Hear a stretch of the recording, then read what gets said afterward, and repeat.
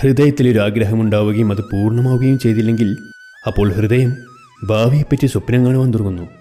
ഭാവിയിലെങ്കിലും ആ ആഗ്രഹം പൂർണ്ണമാകുമെന്ന് നാം സങ്കല്പിക്കുവാനും ആരംഭിക്കുന്നു. പക്ഷേ ജീവിതം നാം ആഗ്രഹിക്കുന്ന ഭാവിയിലുമല്ല, ആ സങ്കല്പങ്ങളിലുമല്ല. ജീവിതം എന്തെന്നാൽ ഈ ക്ഷണമെന്തോ അതാണ്. അതായത് ഈ ക്ഷണത്തിലെ അനുഭവമെന്തോ അതുതന്നെയാണ് ജീവിതമെന്ന് മനസ്സിലാക്കൂ. ഉയർന്ന പർവ്വതത്തിൽ ആദ്യമായി കയറുവാൻ പോകുന്ന ഒരാൾ ആ പർവ്വതാരോഹണത്തിന് മുമ്പായി അടിവാരത്തു നിന്ന് മെനയുന്ന തന്ത്രങ്ങളാണോ അവരെ ആ പർവ്വതത്തിന് മുകളിൽ വരെ എത്തിക്കുന്നത്? അല്ല. വാസ്തവത്തിൽ അവർ ഓരോ അടി മുകളിലേക്ക് കയറുവാൻ ശ്രമിക്കുമ്പോഴും അവർ പുതിയ പ്രശ്നങ്ങളും പുതിയ തടസ്സങ്ങളും പലതരം അപകടങ്ങളെയും നേരിടേണ്ടി വരും.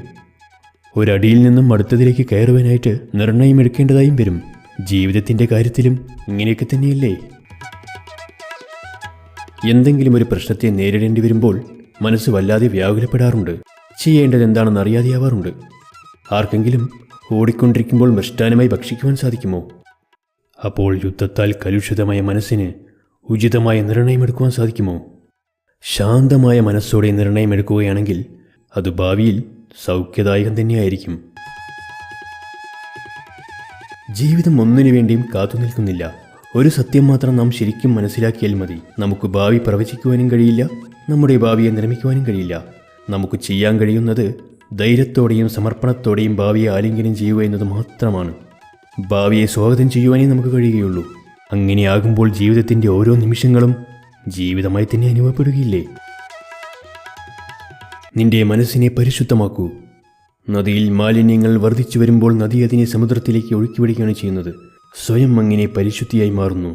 അതുപോലെ നീയും നിന്റെ എല്ലാ വേദനകളും പരമാത്മാവിലേക്ക് ലയിപ്പിക്കേണ്ടതാണ്. പരമാത്മാവ് സമസ്ത പ്രപഞ്ചത്തിൻ്റെയും വേദനകളെ സ്വന്തം ഹൃദയത്തിലേന്തുവാൻ സദാ സജ്ജമാക്കിയിട്ടുള്ളതാണ്. ഭയം എന്ന വാക്കിനർത്ഥം ഭാവിയിൽ ഉണ്ടായേക്കാവുന്ന ആപത്തുകളെക്കുറിച്ചുള്ള ചിന്ത മാത്രമാണ്. എന്നാൽ കാലചക്രത്തിൻ്റെ അധിപനാരാണ്? കാലചക്രം സാക്ഷാൽ ഈശ്വരൻ മാത്രമാണ് ചലിപ്പിക്കുന്നത്.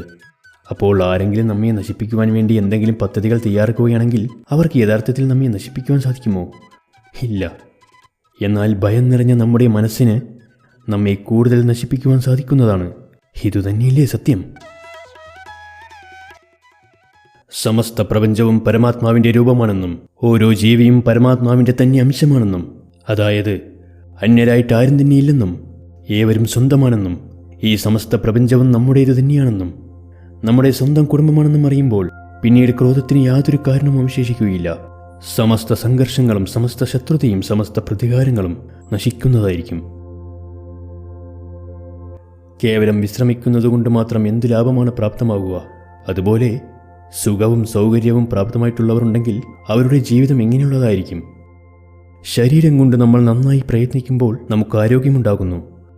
ബുദ്ധി ഉപയോഗിച്ച് കഠിനകരമായ വെല്ലുവിളികൾ നേരിടേണ്ടി വരികയാണെങ്കിൽ ബുദ്ധിയും തേജസ്സുള്ളതാകുന്നു. ഇതെല്ലാം നാം അനുഭവിച്ചറിഞ്ഞിട്ടുള്ളവരാണ്. എന്നാൽ നാം ഒരുപക്ഷെ വിസ്മരിക്കുന്നതാകാം. അതായത് മനസ്സിനും ആത്മാവിനും കഷ്ടതകൾ അനുഭവിക്കേണ്ടി വരുമ്പോൾ അവയും തീർച്ചയായും ശക്തിയാർജിക്കുന്നതാണ്. സ്വന്തം വേദനകളെ മാത്രം മുറുകെ പിടിച്ച് ജീവിക്കുന്നവരാണെങ്കിൽ അവർ ദുർബലരായി മാറുന്നതാണ്. സ്വന്തം വേദനയിലൂടെ പ്രപഞ്ചത്തിൻ്റെ വേദനകൾ മനസ്സിലാക്കൂ. സ്വന്തം ദുഃഖങ്ങളെ സമരശക്തിയാക്കി മാറ്റൂ. ധർമ്മത്തിന് വിനാശം സംഭവിക്കുമ്പോഴെല്ലാം, അധർമ്മം വർദ്ധിച്ചു വരുന്ന സമയങ്ങളിലെല്ലാം ഈ പ്രപഞ്ചത്തിലെ ഉന്നതിക്ക് വേണ്ടിയും അധർമ്മികളുടെ വിനാശത്തിനു വേണ്ടിയും ധർമ്മം പുനഃസ്ഥാപിക്കുന്നതിനു വേണ്ടിയും നാം വീണ്ടും ജന്മമെടുക്കുന്നതായിരിക്കും. ഇതോരോ യുഗത്തിലും സംഭവിച്ചു കൊണ്ടിരിക്കുന്നതായിരിക്കും.